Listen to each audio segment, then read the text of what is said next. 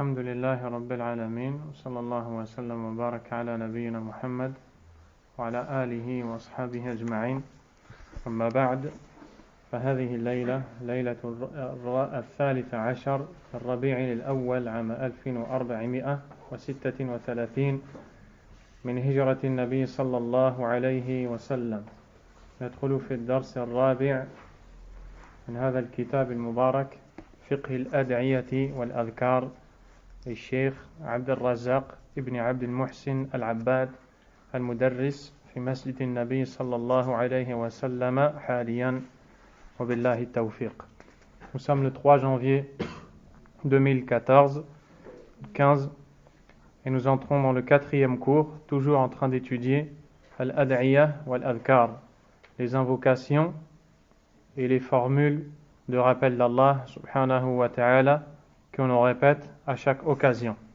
ونحن الآن في الأدعية والأذكار المتعلقة بالصباح والمساء. Et nous sommes en train d'étudier les invocations, les paroles à dire au matin et au soir. قال حفظه الله: ومن الأذكار العظيمة التي يجدر بالمسلم أن يحافظ عليها كل صباح ومساء ما ثبت في مسند الإمام أحمد من حديث أبي هريرة رضي الله عنه قال: قال رسول الله صلى الله عليه وسلم: من قال لا إله إلا الله وحده لا شريك له له الملك وله الحمد وهو على كل شيء قدير من قالها 10 مرات حين يصبح كتب الله له 100 حسنة ومحى عنه 100 سيئة وكانت له عدل رقبة وحفظ بها يومئذ حتى يمسي ومن قالها مثل ذلك حين يمسي كان له مثل ذلك. L'invocation suivante, toujours à dire le matin et au soir. Vous vous souvenez quand on dit au matin, à quel moment exactement? Et quand on dit au soir, à quel moment exactement? ما الوقت؟ ما هو الوقت؟ نعم، في الصباح أي بين وقت الفجر يعني الصلاة والشروق شروق الشمس. Si quelqu'un pour une raison ne les a pas fait à ce moment-là, est-ce que quand il sort du shuruq c'est trop tard pour lui, il ne doit plus les faire? Là, il peut quand même les rattraper. Et pour le soir, Naam, Abdallah. Il y a des savants qui disent c'est à partir du Asr et d'autres disent à partir du Maghrib. Mais le cheikh du livre qu'on étudie a dit que c'est à partir du Asr. Wallahu tabaraka wa ta'ala a'lam wal amru wasi' insha'Allah ta'ala. Donc, il y a cette invocation dans laquelle le prophète sallallahu alayhi wa sallam a dit: celui qui dit nulle autre divinité ne mérite réellement l'adoration à part Allah. Point de divinité, si ce n'est Allah. Il mérite l'adoration. Seul et sans associé. À lui la royauté. À lui la louange et la puissance sur toute chose. Celui qui répète cette parole 10 fois quand il arrive au matin, Allah lui écrira 100 hasana, bonnes actions. Si il lui écrira 100 bonnes actions, il lui effacera 100 fautes, 100 péchés, les péchés mineurs, et ce sera pour lui comme si qu'il a affranchi un esclave. Et avec ces paroles, Allah subhanahu wa ta'ala le protégera jusqu'à ce qu'il arrive au soir. Et celui qui prononce ces paroles quand il arrive au soir, il aura la même récompense jusqu'au matin. Donc vous voyez que cette kalima ou bien cette jumla, cette phrase à prononcer, elle est très importante. À un point où celui qui prononce cette phrase en quelques secondes va gagner toutes ses récompenses. Et il suffit de la dire 10 fois le matin, 10 fois le soir. La ilaha illallah, wahdahu la sharika lah, lahul mulk, wa lahu alhamd, wa huwa ala kulli shay'in qadir. Il n'y a rien de plus facile à dire. Et pourtant, Allah tabaraka wa ta'ala va lui écrire 100 hasana, il va lui enlever 100 sayyi'a, péché, et c'est comme si qu'il a libéré un esclave. Et dans la religion d'Allah tabaraka wa ta'ala, le fait de libérer un esclave a une énorme récompense. Et en plus de ça, Allah va le préserver toute cette journée. Et pareil s'il le fait le soir. J'espère que quand on étudie ces du'a, ça vous encourage à les apprendre et à les faire. Car on ne veut pas juste passer le temps. Si le prophète sallallahu alayhi wa sallam donne ces informations, c'est pour que nous, on les mette en pratique.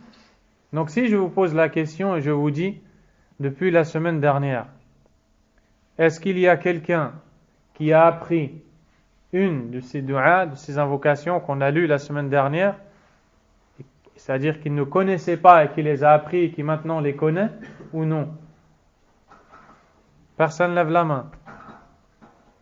Soit vous connaissez déjà les invocations, ou soit vous ne les connaissez pas, mais vous venez juste pour assister. Et ce n'est pas ce qu'on recherche. Nous, on recherche à adorer Allah, tabaraka wa ta'ala. On recherche à connaître Allah, azza wa jal, à savoir ce qu'il faut dire, quand il faut le dire, qu'est-ce que ça veut dire. Alaykum salam. Donc, je ne veux pas que vous veniez ici juste parce qu'il y a un dars, il y a un cours. Tu tends l'oreille, tu rentres chez toi, tu n'as rien appris. Non. Ici, si tu viens, c'est pour apprendre ce que tu dois dire, pour comprendre ce que tu dois dire et pour vivre avec ça. Car, dhikrullahi azza wa jal, hayatul qulub. Le rappel d'Allah, tabaraka wa ta'ala, c'est la vie des cœurs. Et beaucoup de gens répètent des paroles, mais sans connaître le sens. Et les savants ont dit que ce n'est pas utile. C'est-à-dire que plus tu connais le sens de la parole, plus elle va avoir de l'impact, un effet, ta'thir, fik, wa fi hayatik, wa fi a'malik, dans ta vie, dans tes actions de tous les jours. Donc, j'espère que vous allez apprendre ces du'a, ces invocations, et vous allez les réciter chaque jour. Tu prends ce livre, et tu t'assois un instant chaque matin, et tu lis. Et tu fais la même chose le soir. Tu fais la même chose le lendemain, 3 jours après, 1 semaine après, 2 mois après. Ensuite, tu refermes le livre et tu connais tout par cœur sans être fatigué. Et tu ne dois pas laisser une journée passer sans dhikrullah subhanahu wa ta'ala. On a déjà vu l'explication de cette phrase dans les cours passés. ومن الأذكار العظيمة التي يشرع للمسلم أن يقولها كل صباح 100 مرة ما ثبت في الصحيحين من حديث أبي هريرة رضي الله عنه عن النبي صلى الله عليه وسلم أنه قال من قال لا إله إلا الله وحده لا شريك له له الملك وله الحمد وهو على كل شيء قدير في يوم 100 مرة كانت له عدل 10 رقاب وكتبت له 100 حسنة ومحيت عنه 100 سيئة وكانت له حرزا من الشيطان يومه ذلك حتى يمسي ولم يأتي أحد بأفضل مما جاء به إلا رجل عمل أكثر من ذلك ومن قال سبحان الله وبحمده في يوم 100 مرة حطت خطاياه ولو كانت مثل زبد البحر سبحان الله اللهم نسألك التوفيق. Demande Allah tabaraka wa ta'ala de nous aider. Dans cette parole, le prophète sallallahu alayhi wa sallam nous dit dans ce hadith rapporté par Al-Bukhari et Muslim, celui qui dit nulle autre divinité ne mérite l'adoration à part Allah, seul et sans associé. À lui la royauté, à lui toutes les louanges et la puissance sur toutes choses. C'est la parole qu'on a déjà expliquée. Donc quand on va passer dans un hadith qu'on a déjà expliqué, on ne réexplique pas. Celui qui prononce ces paroles 100 fois dans la journée, c'est comme si qu'il aura affranchi 10 esclaves. 10 esclaves. On lui inscrira 100 hasana, 100 bonnes actions. On lui effacera 100 péchés. Et cette parole sera pour lui une protection contre Ash-Shaytan toute cette journée jusqu'à ce qu'il arrive au soir. Et personne d'autre que lui ne pourra faire mieux, sauf quelqu'un qui en a fait davantage. Je vais vous expliquer, Inch'Allah. Et celui qui dit Subhanallah wa bihamdi 100 fois dans la journée, ses péchés seront déposés. Vous allez entendre l'explication, Inch'Allah. Quand bien même ces péchés seraient comme l'écume de la mer. Premièrement, c'est encore la même phrase. La phrase du tawhid. La ilaha illallah. Pourquoi? Parce que le croyant, quand il arrive au matin, yabda'u yawman jadidan bi dhikri wahdaniyatillahi azza wa jalla. Hada a'zamu shukrin lillah. Yuqaddimuhu al-'abd li rabbih. La plus grande reconnaissance que présente le serviteur à son créateur, c'est de reconnaître son unicité. Il arrive au matin et les premières choses auxquelles il pense, il se rappelle qu'Allah Azza wa Jal est unique et que nulle autre divinité n'a le droit à l'adoration à part lui. Quand Allah voit son serviteur prononcer ces paroles, il lui récompense comme si qu'il a libéré 10 esclaves. Ensuite, il lui inscrit 100 bonnes actions et lui efface 100 péchés. Quand on parle des péchés, as-sayyi'a, al-maqsoud bi-sayyi'a, as-saghira min sagha'ir al-dhunub. Amma al-kaba'ir, fala yukaffiruha illa tawbah. Quand nous parlons des sayyi'a, nous parlons des péchés mineurs. Car les péchés se divisent en deux. Kabira, saghira. Mineur, majeur. Le péché majeur est pardonné quand il se repent. Bit-tawbah. Le péché mineur, amma sayyi'a, fayukaffiruha ba'd al-a'mal as-salihah. Il y a des bonnes actions qui les effacent. Donc celui qui prononce cette parole, Allah va lui effacer, subhanahu wa ta'ala, 100 péchés mineurs. Il va lui inscrire 100 bonnes actions et le récompenser comme si qu'il avait libéré 10 esclaves. Plus encore, Allah va le préserver de Shaytan toute la journée, jusqu'au coucher du soleil. Et donc ici, on voit l'importance de prononcer ces paroles. Car avec ces paroles, Allah tabaraka wa ta'ala protège son serviteur contre Shaytan toute cette journée. Et il dit, et personne ne peut venir avec quelque chose de meilleur, sauf quelqu'un qui en a fait davantage. Qala illa rajulun amila akthara min dhalik wa lam yaqul qala akthara min dhalik. Il n'a pas dit quelqu'un qui va dire plus, mais il a dit quelqu'un qui va en faire davantage. Pourquoi? Parce que akbar adad urifa fi sunnah yata'allaqu bil adhkar mi'a. Dans la sunna, quand nous parlons des invocations d'Allah Azza wa Jal, le plus grand nombre qu'on retrouve, c'est le nombre de 100. Il n'y a pas un nombre plus que 100. Wa kullu hadhihi al-adhkar, et toutes ces autres invocations que vous trouvez chez Soufi, où par exemple ils disent qu'il faut dire 1000 fois après Salat al-Asr, Ayat al-Kursi, ou 2000 fois après le Maghrib, telle et telle chose. Hadha la asla lahu fi sunnati nabi sallallahu alayhi wa sallam. Ces invocations n'ont pas de fondement dans la sunna du prophète sallallahu alayhi wa sallam.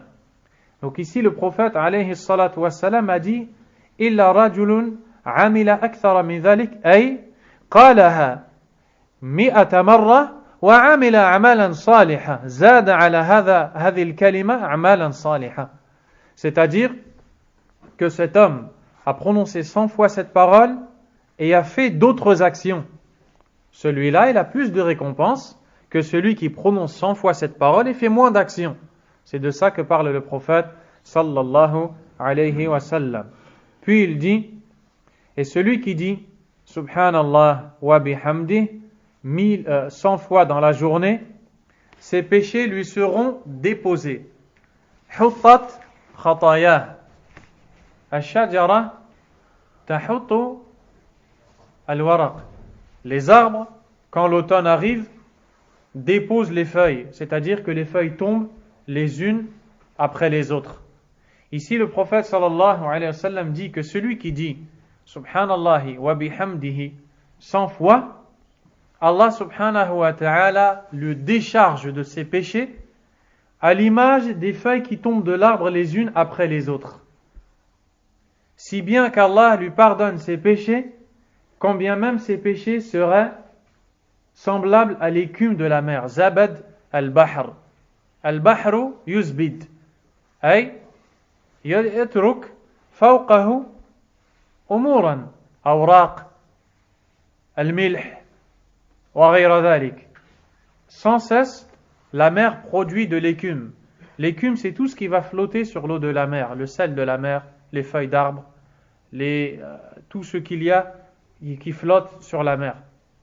Eh bien, ici, le prophète sallallahu alayhi wa sallam nous dit que celui qui prononce cette parole avec ce nombre cité ici, 100 fois dans la journée, Allah lui efface tous ses péchés. On parle ici des péchés mineurs, même s'ils sont comme l'écume de la mer. Regardez. Subhanallahi wa bihamdi. Le dire 100 fois ne te prend même pas 3 minutes dans ton temps. Et regarde la récompense qu'Allah tabaraka wa ta'ala te donne. قال وفي هذا دلالة على عظم شأن كلمة التوحيد لا إله إلا الله التي هي أجل الكلمات على الإطلاق وأفضل ما قاله النبيون ولأجلها قامت الأرض والسماوات وخلقت الخلائق والبريات وأهلها هم أهل السعادة والفلاح والفوز في الدنيا والآخرة فكلمة هذا شأنها حري بالمسلم أن تعظم عنايته بها والله وحده بيده التوفيق والسداد.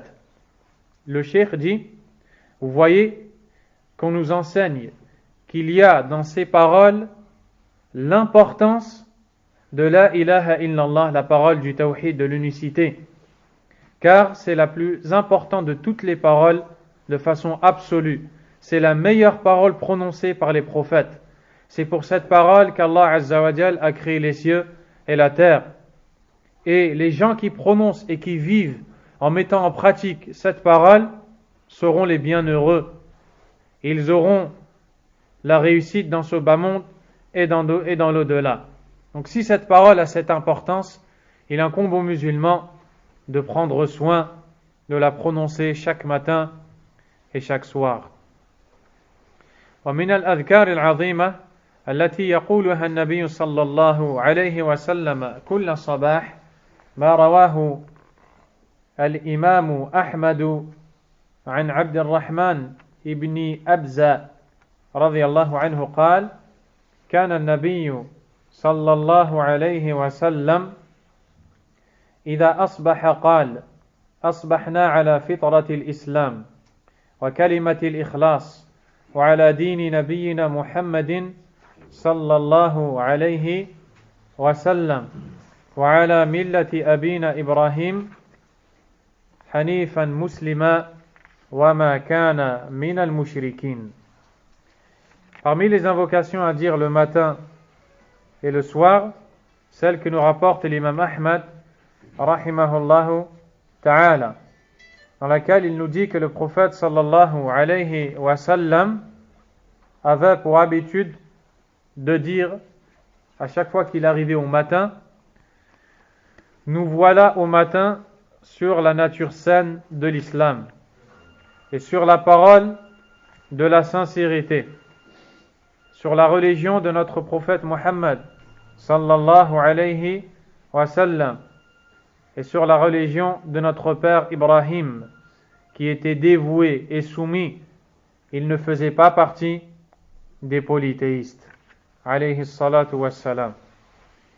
Cette invocation a une très grande importance et vous allez écouter incha'Allah ta'ala le sens de cette parole. Donc le musulman doit commencer séjour avec cette parole.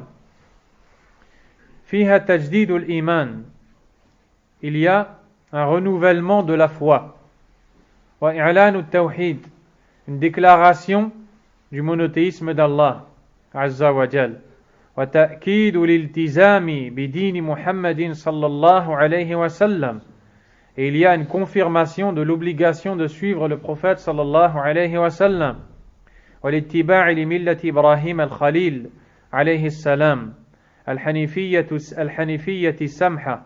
Wal bu'di 'ani shirki kullihi saghirihi wa kabirih.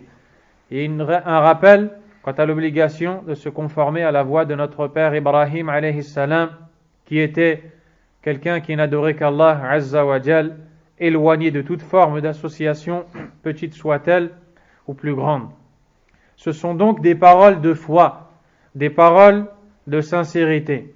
Hiya kalimatu khudu'in wa id'an wa mutaba'atin wa inqiyad jadirun biman yuhafidhu 'alayha أن يتأمل ما في دلالاتها العظيمة ومعانيها الجليلة.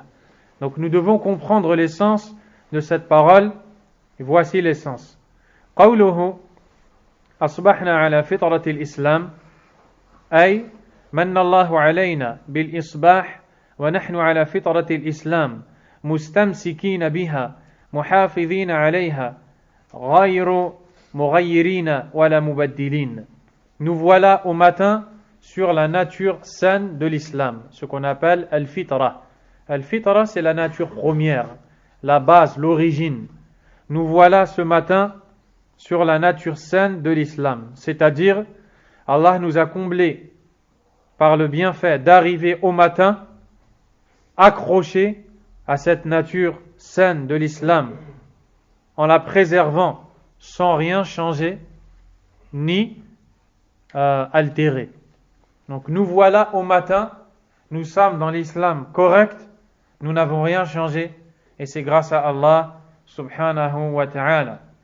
Wa qawluhu fitratul islam ay dinul islam alladhi fatara Allahu an-nasa alayhi.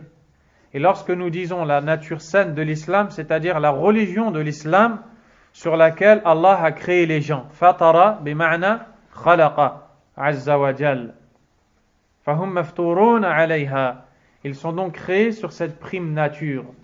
Wa dhalika bi an yuqima al-mar'u wajhahu li dinillahi hanifa بالتوجه بالقلب والقصد والبدن إلى الالتزام بشرائع الدين الظاهرة والباطنة.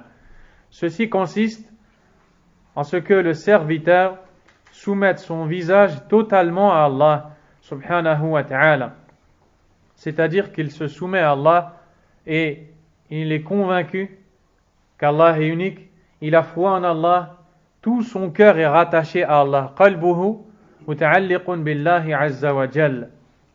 Son intention, mutawajjihun bil qasd, son intention, sa niyya, c'est de plaire à Allah, ridallah azza wa jal. Wal badan, fala ya'malu amalan bi badanihi illa ridan talaban li ridallah. Même avec son corps, c'est-à-dire qu'il n'utilise ses membres que pour faire ce qui va plaire à Allah à la recherche de sa satisfaction. Ainsi, il va se soumettre à la législation d'Allah de façon apparente et cachée. Zahira wa batina. Amma zahira, al-a'mal al-zahira. Quand nous parlons de apparent, nous parlons de toutes les actions que l'on peut voir. La salat, le zakat et toutes les actions. Et quand nous parlons de batina, caché, a'mal al-qulub, nous parlons des actes du cœur, al-khawf min Allah, mahabbatullah, raja rahmatillah, al-tawakkul ala Allah, al-sidq, al-ikhlas, حسن الظن بالله هذه في القلوب لا يراها أحد إلا الله عز وجل. Et les choses cachées, ce sont les actes du cœur, comme la crainte d'Allah, l'amour d'Allah, l'espoir en sa miséricorde, avoir une bonne opinion de lui, être véridique, sincère. Ce sont des choses qui sont dans le cœur et que seul Allah peut voir. كما قال الله تعالى فأقم وجهك للدين حنيفا فطرة الله التي فطر الناس عليها لا تبديل لخلق الله ذلك الدين القيم أي المستقيم ولكن أكثر الناس لا يعلمون. Allah tabaraka wa ta'ala a cité dans le verset 30 de Sourate Ar-Rum l'obligation de se soumettre à Allah subhanahu wa ta'ala lorsqu'il nous dit ce qui veut dire, ou bien selon le sens du verset, dirige tout ton être vers la religion exclusivement pour Allah. Telle est la nature qu'Allah a originellement donnée aux hommes. Pas de changement à la création d'Allah. Voilà la religion de droiture. Mais la plupart des gens ne savent pas. Wa alaykum assalam. Wa alaykum assalam wa rahmatullahi wa barakatuh. Fa'aqim wajhak lid-dini hanifa. Allah Azza wa Jalla a dit, soumets, dirige ton visage vers la religion d'Allah. Limadha wajhak. Pourquoi Allah Azza wa Jalla a dit ton visage?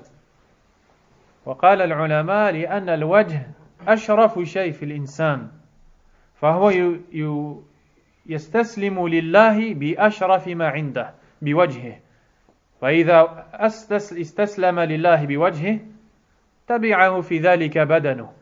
Les savants ont dit parce que le visage est la chose la plus noble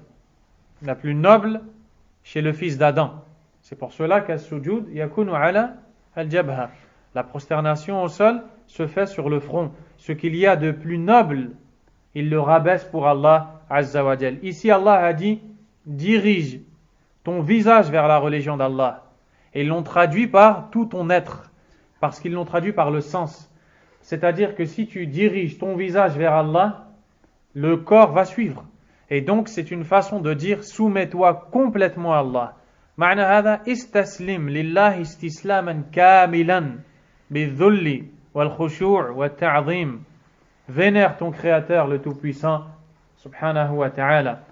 Puis il dit selon le sens, telle est la nature qu'Allah a originellement donnée aux hommes. فطرة الله أي هذه التي هي إقامة الوجه لدين الله خالصا هي فطرة الله عز وجل التي فطر الناس عليها, sur laquelle Allah a créé tous les hommes. Le prophète sallallahu alayhi wa sallam a dit, Ma min mawludin illa yuladu ala al-fitra. Il n'y a pas un nouveau-né sans que celui-ci ne naisse sur la base, sur l'origine, sur la nature saine. Quelle est cette nature saine? Ma hiya al-fitra ay annahu musta'idun liqabul al-istislam lillah idha ja'athu at-tafasil من شرائع الله عز وجل. فكل مولود ولد وهو مستعد أن يقبل ثم فأبواه يهودانه أو ينصرانه أو ينجسانه. Donc chaque nouveau-né arrive au monde en étant prêt à accepter ce qui vient d'Allah Azza wa Jal. Dans son cœur, il est disposé à accepter la soumission à Allah. Mais ses parents vont en faire un juif, un chrétien ou un mage. Le mage, c'est celui qui adore le feu. Abidun nar. Wal'iyadhu billah. Donc, Allah tabaraka wa ta'ala dit, pas de changement dans la création d'Allah. Voici la religion de droiture. Mais la plupart des gens ne savent pas. قال ابن كثير رحمه الله في معنى الآية يقول تعالى فسدد وجهك واستمر على الدين الذي شرعه الله لك من الحنيفية ملة إبراهيم الذي هداك الله لها وكملها لك غاية الكمال وأنت مع ذلك لازم فطرتك السليمة التي فطر الخلق عليها فإنه تعالى فطر خلقه على معرفته وتوحيده وأنه لا إله غيره. Ibn Kathir a commenté ce verset et a dit, c'est-à-dire dirige ton visage vers Allah et sois constant dans la religion légiférée par Allah, qui est celle du prophète Ibrahim, vers laquelle Allah t'a guidé. Mais là, en pratique de façon complète, en restant sur la saine nature sur laquelle Allah t'a créé. Car Allah a créé toutes ces créatures avec la connaissance et la reconnaissance de son unicité, subhanahu wa ta'ala. فهذا الأصل في جميع الناس Cheikh Abd al-Razzaq dit, ceci est la base chez l'ensemble des gens. وَمَنْ خَرَجَ عَنْ هَذَا الْأَصْلِ فَلِعَارِضٍ عَرَضَ لِفِطْرَتِهِ فَأَفْسَدَهَا. Et celui qui sort de cette base qui concerne tous les êtres humains, il est sorti à cause de quelque chose qui est apparu et qui a causé sa déviance. كما في حديث عياض المجاشعي رضي الله عنه عن النبي صلى الله عليه وسلم فيما يرويه عن ربه أنه قال إني خلقت عبادي حنفاء كلهم وإنهم أتتهم الشياطين فاجتالتهم عن دينهم وحرمت عليهم ما أحللت لهم وأمرتهم أن يشركوا بي ما لم أنزل به سلطانا رواه مسلم. On retrouve cela dans le hadith rapporté par l'imam Muslim. Le prophète sallallahu alayhi wa sallam nous rapporte qu'Allah tabaraka wa ta'ala a dit, c'est donc un hadith qudsi, une parole d'Allah azza wa jal, mais qui n'est pas dans le Coran.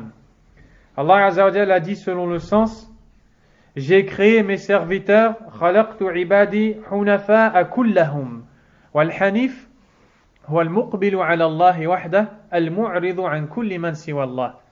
Alaykum assalam.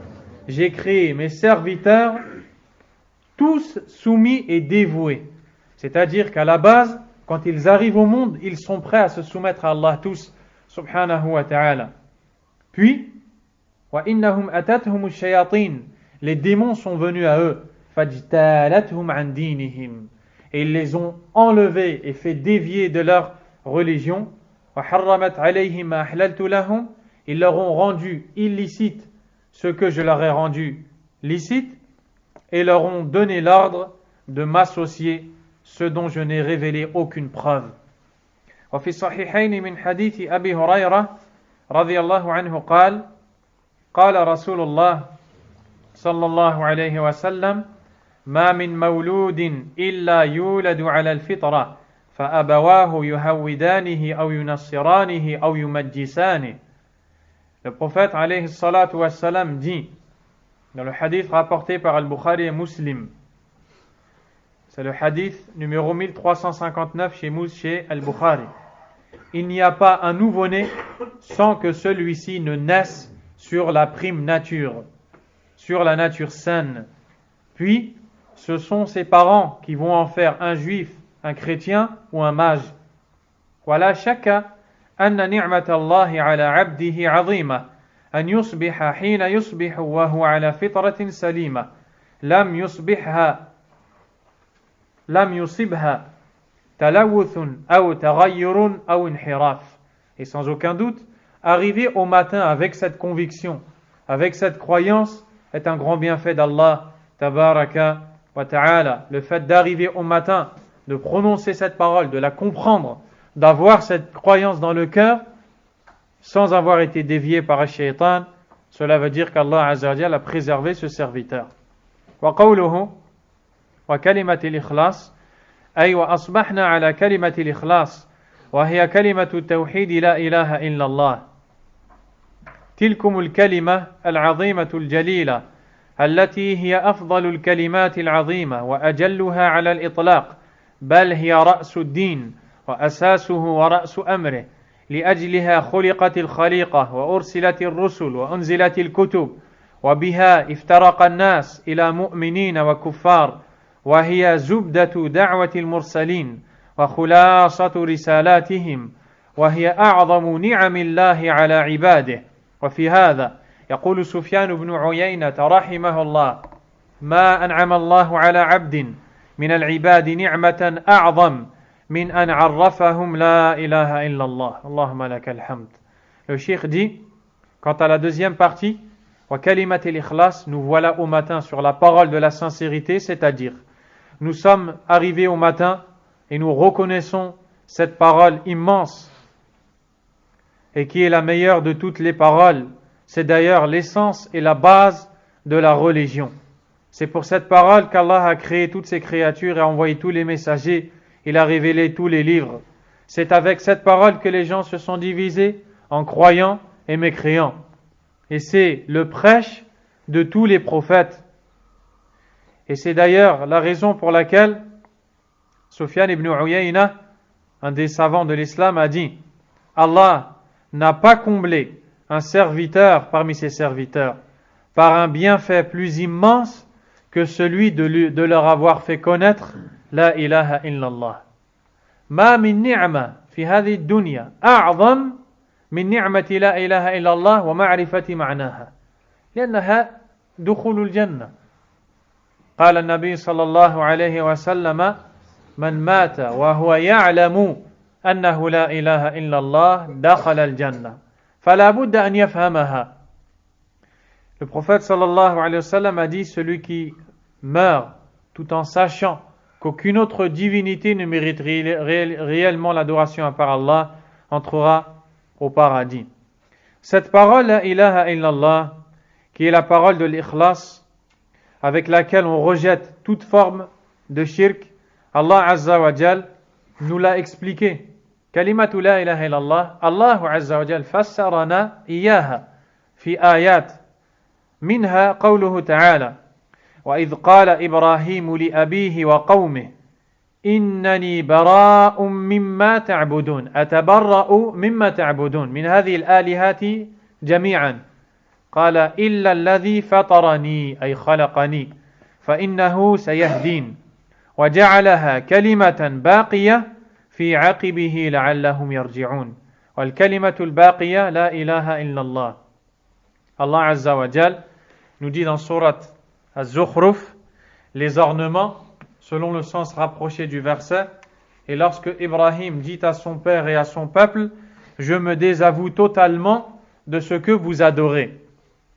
C'est-à-dire qu'Ibrahim arrive devant son peuple et leur dit: tout ce que vous adorez en dehors d'Allah Azza wa Jal, je suis innocent de ce que vous faites, je m'en désavoue, je m'éloigne de vous et je n'ai rien à voir avec vous dans ce que vous faites. Illa alladhi fatarani, à l'exception de celui qui m'a créé.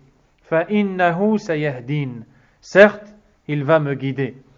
Et les savants ont dit: innani bara'un mimma ta'budun, hadha ma'na la ilaha. Illa alladhi fatarani, hadha ma'na illa Allah. فمعنى لا إله إلا الله أتبرأ من عبادة غير الله عز وجل لا أعبد حق ولا يستحق العبادة إلا الله تبارك وتعالى. Les savants ont expliqué ces versets en disant: la première partie, quand il dit à son peuple: je me désavoue de ce que vous adorez, c'est le sens de la ilaha. Sauf celui qui m'a créé, c'est le sens de illallah. Donc la parole la ilaha illallah, c'est le fait de rejeter l'adoration d'autre qu'Allah. On le retrouve aussi dans Surat Al-Baqarah. قال تعالى: فمن يكفر بالطاغوت ويؤمن بالله. قال العلماء: يكفر بالطاغوت لا إله ويؤمن بالله إلا الله فقد استمسك بالعروة الوثقى. قالوا: إن العروة الوثقى لا إله إلا الله. فمن تبرأ من الطاغوت ومن عبادة غير الله وعبد الله وحده لا شريك له فهو المتمسك فعلا وحقا بلا إله إلا الله.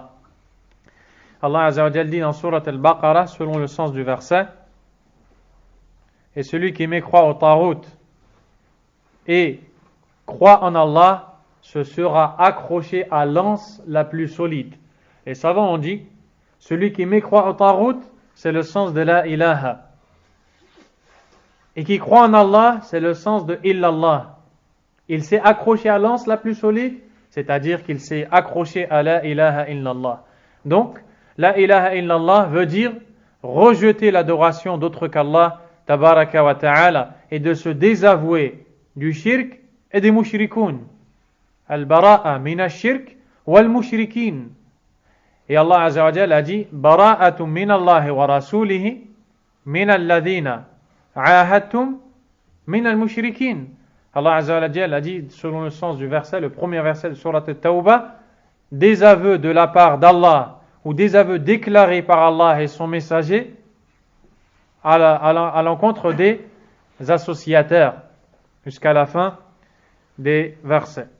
وإذا أصبح العبد وهو على هذه الكلمة العظيمة لم يغير ولم يبدل فقد أصبح على خير حال. Quand le serviteur arrive au matin avec cette parole qu'il comprend et qu'il n'a pas changé altéré, falsifié. Il est dans le meilleur état possible. ولعظم شأن بدء اليوم بهذه الكلمة العظيمة جاء الحث على الإكثار من قولها مرات عديدة كل صباح وقد سبق ذكر أجر من قالها حين يصبح 10 مرات وأجر من قالها حين يصبح 100 مرة. En raison de l'importance de cette parole et de son sens, on voit que dans beaucoup de hadiths, le prophète nous encourage à la prononcer beaucoup, sallallahu alayhi wa sallam. On vient de voir 10 fois et 100 fois. وقوله وعلى دين نبينا محمد صلى الله عليه وسلم أي وأصبحنا على ذلكم الدين العظيم الذي رضيه الله لعباده دينا وبعث به نبيه الكريم محمدا صلى الله عليه وسلم وقال فيه سبحانه اليوم أكملت لكم دينكم وأتممت عليكم نعمتي ورضيت لكم الإسلام دينا وقال إن الدين عند الله الإسلام وقال سبحانه ومن يبتغي غير الإسلام دينا فلن يقبل منه وهو في الآخرة من الخاسرين. Le cheikh a dit, quant à la parole, et nous voici sur la religion de notre prophète Mohammed sallallahu alayhi wa sallam, c'est-à-dire nous sommes arrivés au matin toujours sur cette religion magnifique et immense qu'Allah a agréée pour nous et pour tous ses serviteurs et avec laquelle il a envoyé pour le prophète sallallahu alayhi wa sallam, au sujet de laquelle il a dit selon le sens du verset aujourd'hui j'ai complété pour vous votre religion, parachevé sur vous mon bienfait et j'agrée pour vous l'islam comme religion. Il dit aussi selon le sens du verset inna ad-dina 'inda Allah al-islam, certes la religion chez Allah c'est l'islam, ay ad-din al-maqboul الذي يرضاه الله ولا يرضى دينا غيره هو الإسلام.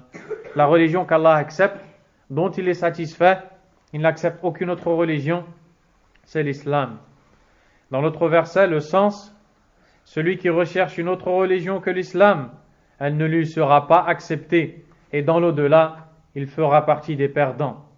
فهذا هو دين النبي الكريم محمد صلى الله عليه وسلم وهو الاستسلام لله بالتوحيد والانقياد له بالطاعة والبراءة من الشرك وأهله وإن نعمة الله جل وعلا على عبده عظيمة أن يصبح على هذا الدين العظيم والصراط المستقيم صراط الذين أنعم الله عليهم غير المغضوب عليهم ولا الضالين.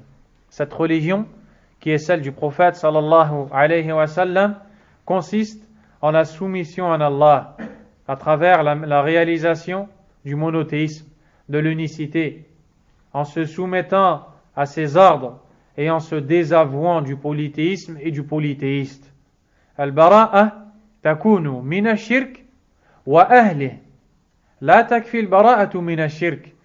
Le désaveu est le fait de se désavouer du polythéisme, mais aussi des adeptes du polythéisme, des associateurs. Et ça ne suffit pas de se désavouer du shirk, il faut se désavouer des mushrikines. Et c'est ce qu'on retrouve dans beaucoup de versets dans le Coran. Parmi les versets, لَقَدْ كَانَ لَكُمْ أُسْوَةٌ حَسَنَةٌ فِي إِبْرَاهِيمَ وَالَّذِينَ مَعَهُ إِذْ قَالُوا لِقَوْمِهِمْ إِنَّا بُرَآءُ مِنْكُمْ وَمِمَّا تَعْبُدُونَ مِنْ دُونِ اللَّهِ مِنْكُمْ الْمُشْرِكِينَ مِمَّا تَعْبُدُونَ الشِّرْكِ. Allah Azza wa Jalla a dit, vous avez un exemple en la personne d'Ibrahim et ceux qui le suivirent, alaykum salam, lorsqu'ils dirent à leur peuple, on se désavoue de vous et de ce que vous adorez en dehors d'Allah, de vous les associateurs et de vos actes, de vos actions de polythéisme. Donc c'est un bienfait d'arriver au matin sur cette religion pure, la religion de l'islam. يقول الله تعالى مذكرا عباده الذين حباهم بهذه النعمة ومن عليهم بها ولكن الله حبب إليكم الإيمان وزينه في قلوبكم وكره إليكم الكفر والفسوق والعصيان أولئك هم الراشدون. ويقول تعالى ولولا فضل الله عليكم ورحمته ما زكى منكم من أحد أبدا ولكن الله يزكي من يشاء. Le cheikh cite le verset de Surat Al-Hujurat où Allah subhanahu wa ta'ala rappelle à ses serviteurs le bienfait lorsqu'il dit tabaraka wa ta'ala, mais Allah vous a fait aimer la foi et l'a embellie dans vos cœurs et vous a fait détester la mécréance, la perversité et la désobéissance. Ceux-là sont les bien guidés. فالله عز وجل هو الذي حبب إلينا هذا الدين وهذا الإيمان بفضله وكرمه وهو الذي اختارنا من سائر الناس. Allah Azza wa Jal est celui qui nous a fait aimer cette foi et c'est à lui que revient toutes les louanges. Il nous a choisis alors que beaucoup de gens sont égarés. وَإِن تُطِعْ أَكْثَرَ مَنْ فِي الْأَرْضِ يُضِلُّكَ عَنْ سَبِيلِ اللَّهِ. Et si tu obéis à la majorité des gens de la terre, ils te dévieront du chemin d'Allah Azza wa Jal. Allah Azza wa Jal dit aussi, dans le sens du verset, وَلَوْلَا فَضْلُ اللَّهِ عَلَيْكُمْ وَرَحْمَتُهُ. N'eût été la grâce d'Allah sur vous et sa miséricorde, مَا زَكَى مِنْكُمْ مِنْ أَحَدٍ أَبَدًا. Aucun d'entre vous n'aurait été purifié, que ce soit dans sa croyance. ما زكى منكم أحد في عقيدته في إيمانه في أخلاقه في تربيته في أعماله ما زكى منكم من أحد أبدا. Aucun d'entre vous n'aurait été pur dans la croyance, dans les actions, dans ce qu'il fait. ولكن الله يزكي من يشاء. Mais c'est Allah qui purifie qui il veut. والله سميع عليم. Et Allah est audient, omniscient. فلله فلله ما أعظمها من منة وما أجلها من نعمة. Ô combien est grand ce bienfait d'Allah Azza wa Jal. وقوله وعلى ملة أبينا إبراهيم حنيفا مسلما وما كان من المشركين. Quant à la fin de la parole, et nous voici sur la voie de notre père Ibrahim, un dévoué, soumis, qui ne faisait pas partie des associateurs.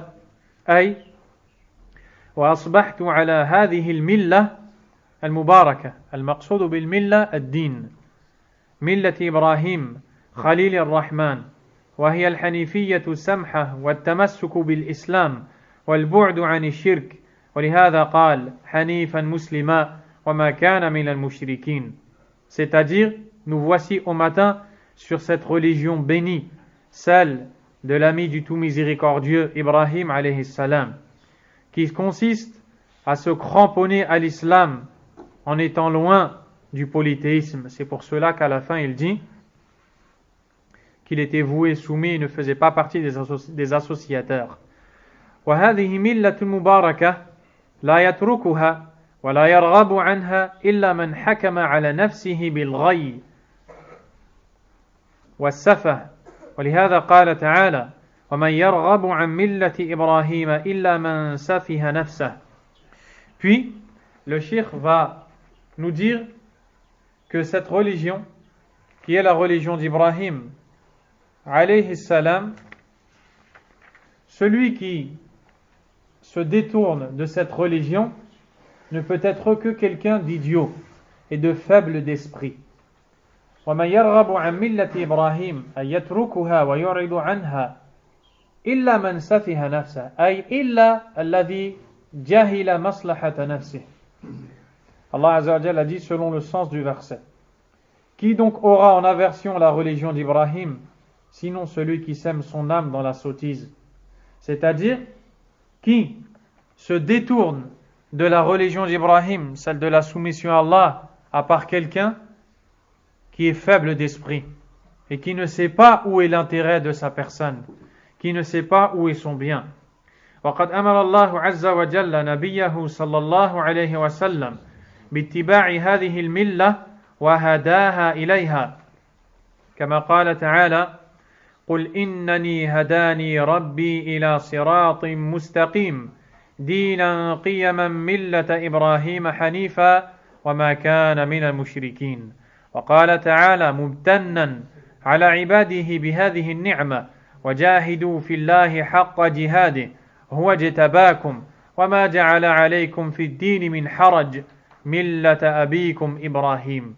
وإذا أصبح العبد وهو على هذه الملة المباركة الحنيفية السمحة فقد أصبح على خير عظيم وفضل عميم عفوا فكم هو جميل وعظيم أن يفتتح المسلم يومه بهذه الكلمات المباركة ويوم يفتتح بكلمات هذا شأنها من قلب صادق أكرم به من يوم أي نعم اليوم هذا. Allah tabaraka wa ta'ala a donné l'ordre de suivre le prophète Ibrahim alayhi salam. Dans Surat Al-An'am, selon le sens du verset, il nous dit Mon Seigneur m'a guidé dans le droit chemin. C'est la religion droite qui est la voie d'Ibrahim, qui était dévoué. Il ne faisait pas partie des polythéistes. Allah Azza wa Jal a aussi dit, selon le sens du verset de Surat Al-Hajj, et endurer et lutter dans la voie d'Allah comme il se doit. C'est lui qui vous a élu, c'est lui qui vous a choisi, qui vous a élu, et il n'a mis aucune contrainte en religion pour vous. Millata abikum Ibrahim. Ceci est la religion de votre père Ibrahim.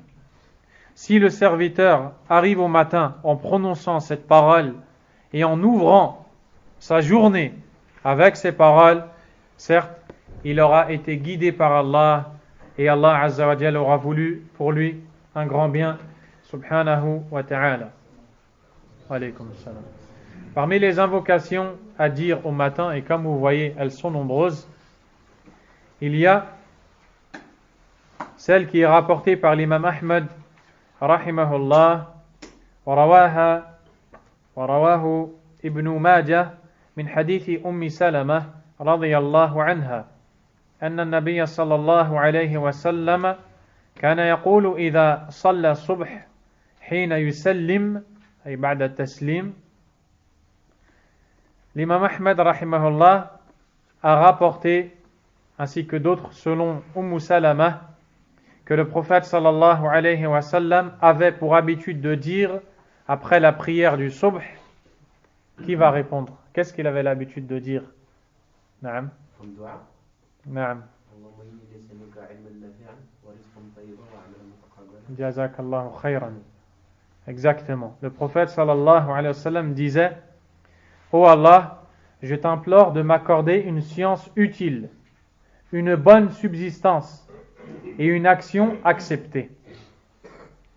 جمع النبي صلى الله عليه وسلم المطالب الثلاثة التي هي مطالب الإنسان في يومه.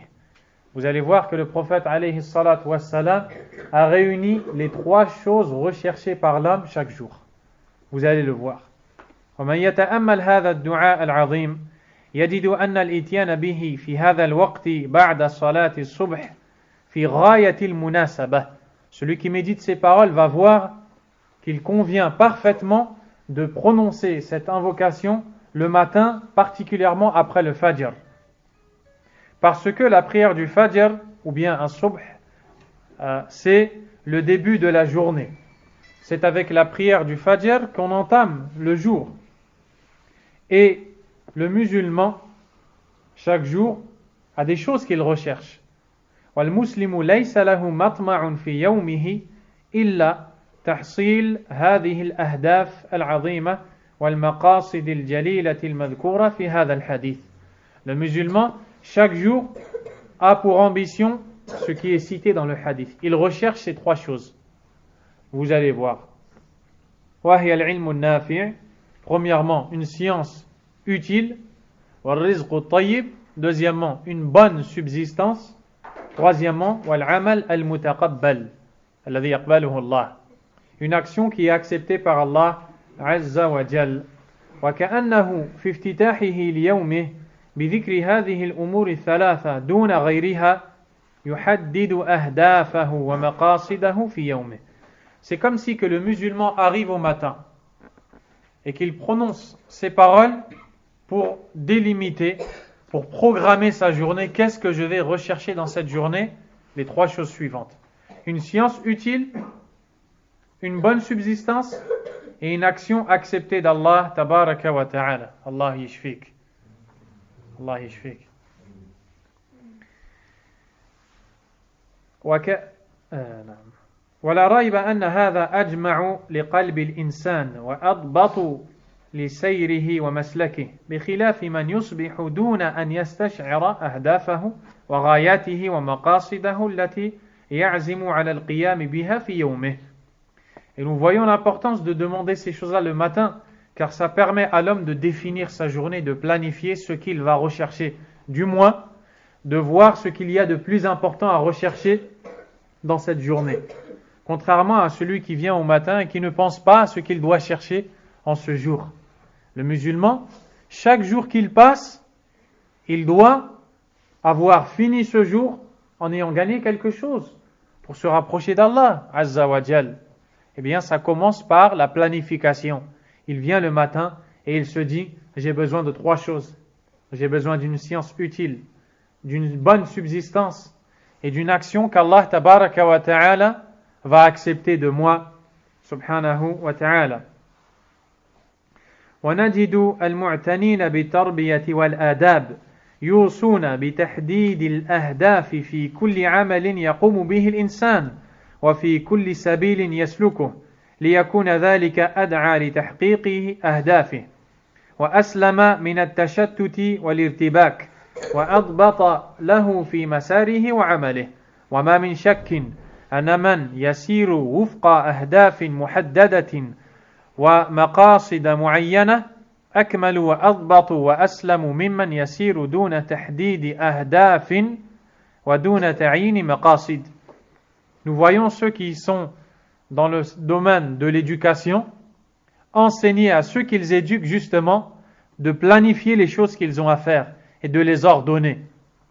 Pourquoi? Parce qu'une personne qui ordonne et qui planifie va être organisée et elle va mener à bien au cours de cette journée ce qu'elle a voulu et ce qu'elle a eu l'intention de faire. Donc, le musulman doit arriver au matin en planifiant sa journée, en sachant ce qu'il doit chercher.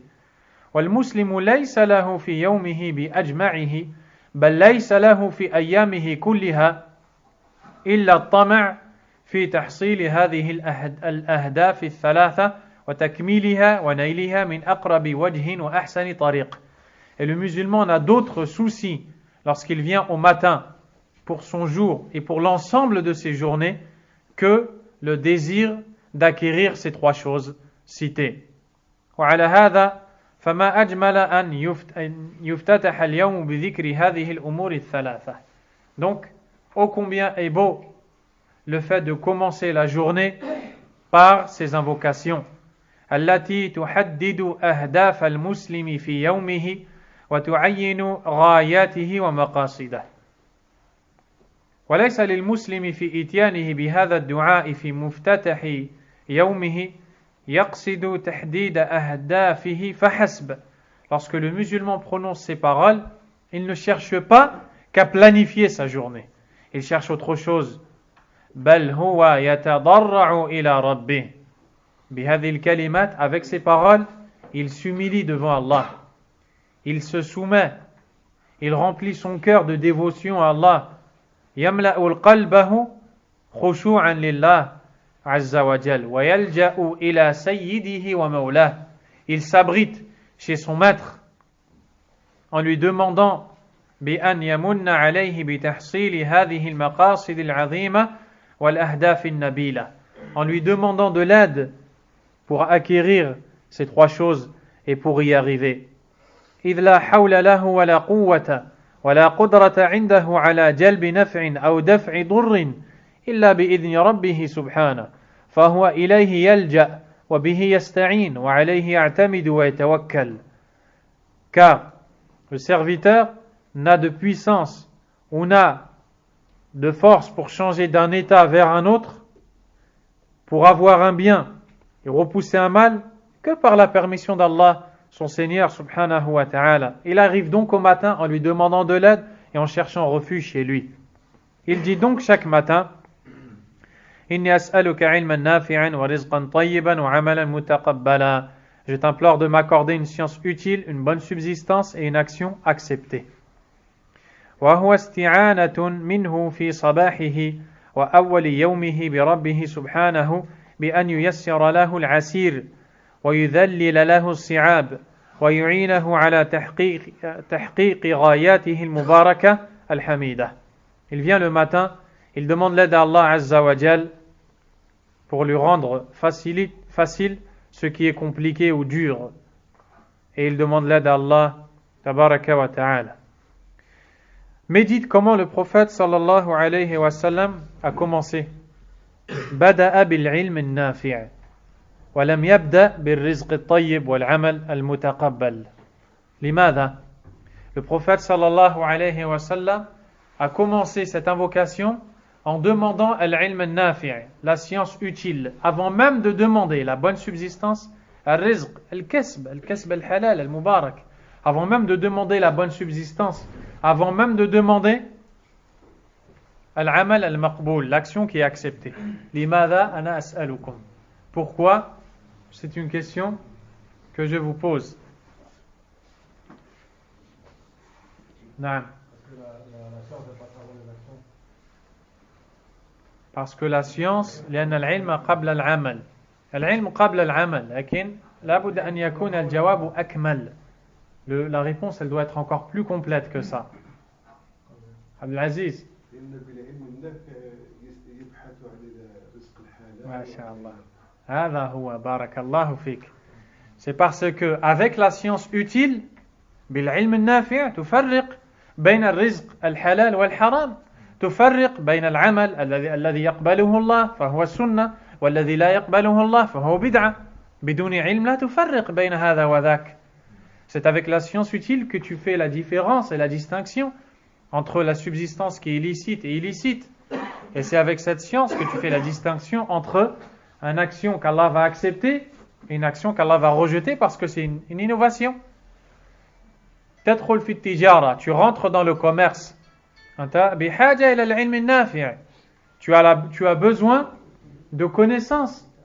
Quand tu vas faire du commerce, tu as besoin de connaissances. Car peut-être que tu vas tomber dans le riba et tu ne sais pas, dans l'intérêt. Peut-être que tu vas faire des choses qui sont interdites sans le savoir. فَلَا بُدَّ مِنَ الْعِلْمِ قَبْلَ كُلِّ شَيْءٍ. Il faut absolument la science avant toute chose. لا تتقدم إلى شيء بلا علم. وقل الله أعلم وقف. Lorsque tu ne sais pas, arrête-toi et dis Allahu A'lam. Et ne t'introduis pas dans un domaine où tu n'as pas de connaissance et tu risques de glisser. وفي هذا إشارة إلى أن العلم النافع مقدم وبه يبدأ كما قال تعالى فاعلم أنه لا إله إلا الله واستغفر لذنبك وللمؤمنين والمؤمنات فبدأ بالعلم قبل القول والعمل. Allah Azza wa Jal dans sourate Muhammad, dans le verset 19, dit selon le sens du verset, sache donc qu'en réalité, nulle divinité ne mérite l'adoration à part Allah. Et puis, implore le pardon pour tes péchés, ainsi que les croyants et les croyantes. Allah Azza wa Jal a demandé de commencer d'abord par le ilm, la connaissance. تبدأ بمعرفة لا إله إلا الله بفهم مدلول هذه الكلمة تملأ قلبك بهذا الاعتقاد وهذا الإيمان ثم تستغفر الله بالعمل الصالح. D'abord, tu enseignes la bonne connaissance, la bonne croyance. Ensuite, tu le fais suivre par la demande de pardon à travers les bonnes actions. Donc, c'est pour cela que l'on commence par la science avant toute autre chose. وهي أن العلم النافع يستطيع المرء أن يميز بين العمل الصالح وغير الصالح ويستطيع أن يميز بين الرزق الطيب وغير الطيب. C'est avec la science que tu fais la distinction comme nous l'avons dit. Quant à celui qui n'a pas la connaissance, فإن الأمور قد تختلط عليه. Les choses vont devenir une confusion pour lui. Il va tout mélanger.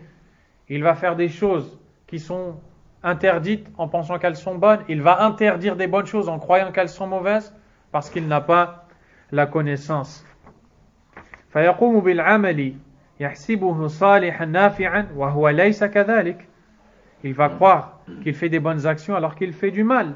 Et Allah Azza wa Jalla a dit dans Suratul Kahf, dans les versets 103 et 104, قل هل أنبئكم أي أخبركم بالأخسرين أعمالا أي بأخسر الناس في العمل الذين ضل سعيهم في الحياة الدنيا سعيهم أي جهدهم أتعبوا أنفسهم وضلوا بهذا وهم يحسبون أنهم يحسنون صنعا.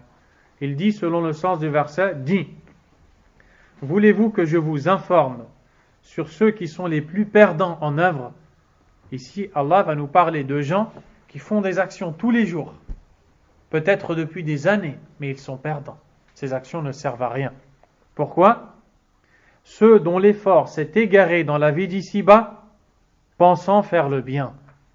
C'est-à-dire qu'il y a des gens, jusqu'au jour d'aujourd'hui, qui font des actions et qui croient que c'est bien ou qu'elles sont bonnes. Ils pensent qu'ils se rapprochent d'Allah Azza wa Jal et en vérité, ils s'éloignent d'Allah de plus en plus. Ils croient faire le bien. يدخل في هذه الآية الكفار على رأسهم ويتبعهم كل من يبتدع في دين الله عز وجل. Ce verset concerne en premier lieu les mécréants, mais suit aussi toute personne qui innove dans la religion d'Allah et qui pense faire le bien. والعياذ بالله. وقد يكتسب رزقا ومالا ويظنه طيبا مفيدا وهو في حقيقته خبيث ضار. Il se peut que l'un d'entre nous gagne de l'argent en pensant que c'est de l'argent licite alors que c'est mauvais et nuisible. وليس للإنسان سبيل إلى التمييز بين النافع والضار الطيب والخبيث إلا بالعلم النافع. Et l'homme ne peut faire la distinction entre le bon, le mauvais, l'utile et le nuisible que par la science utile. ولهذا تكاثرت النصوص في الكتاب والسنة وتضافرت الأدلة في الحث على طلب العلم والترغيب في تحصيله وبيان فضل من سلك سبيله. C'est pour cela qu'il y a beaucoup de textes dans le Coran et la Sunna qui encouragent à la recherche de la science.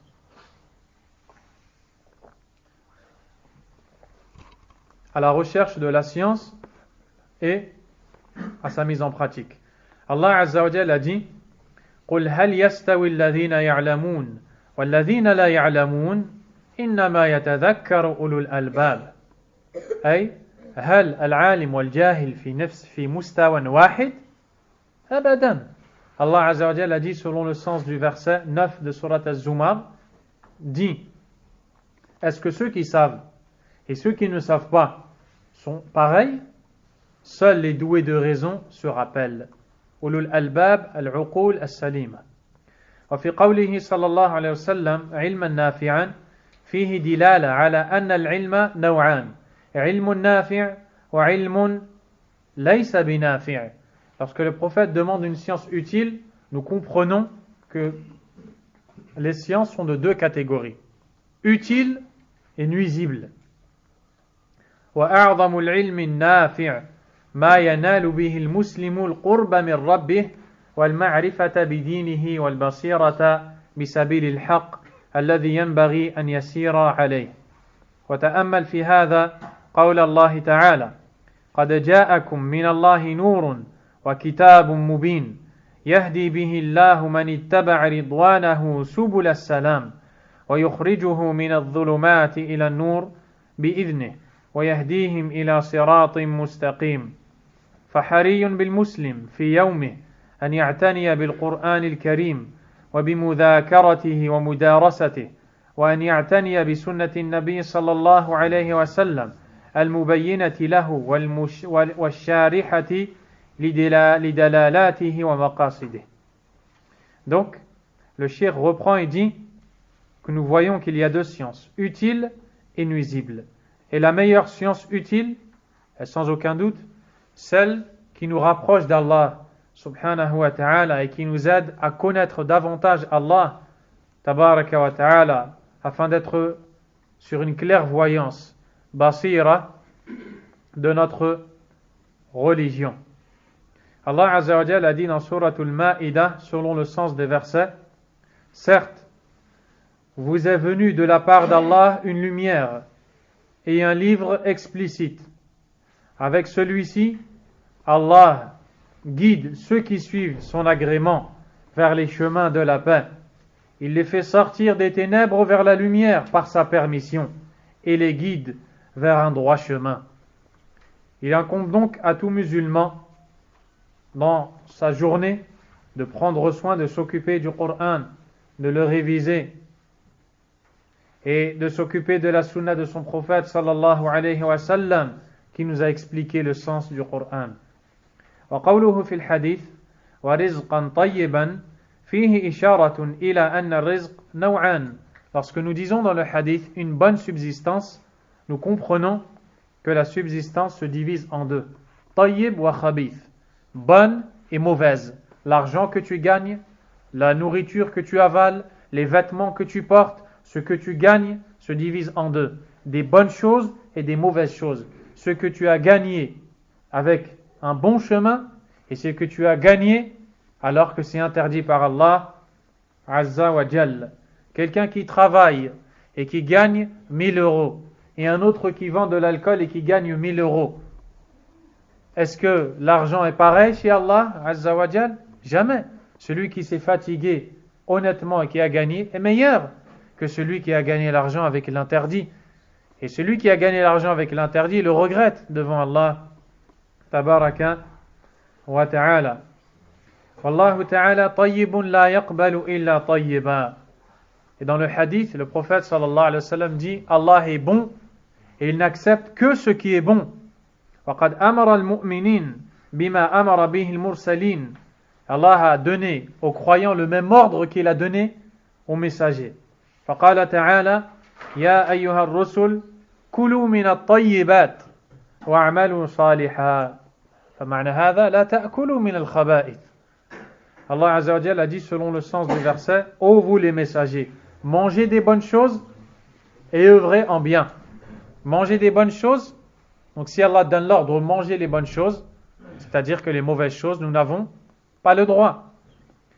Aussi, Allah Azza wa Jalla a dit Ya ayyuhalladhina amanu kulu min tayyibati ma razaqnakum. Ce qui veut dire, ô vous qui avez eu la foi, mangez des bonnes choses que nous vous avons octroyées. Al-rizq at-tayyib, la bonne subsistance qu'on vous a donnée, mangez-la. Ce qui est halal, ce qui est licite, mangez. Mais ce qui est interdit, ne le mangez pas. وقد بعث الله نبيه صلى الله عليه وسلم بتحليل الطيب وتحريم الخبيث. Allah a envoyé son prophète sallallahu alayhi wa sallam en rendant licite le bon et interdit le mauvais.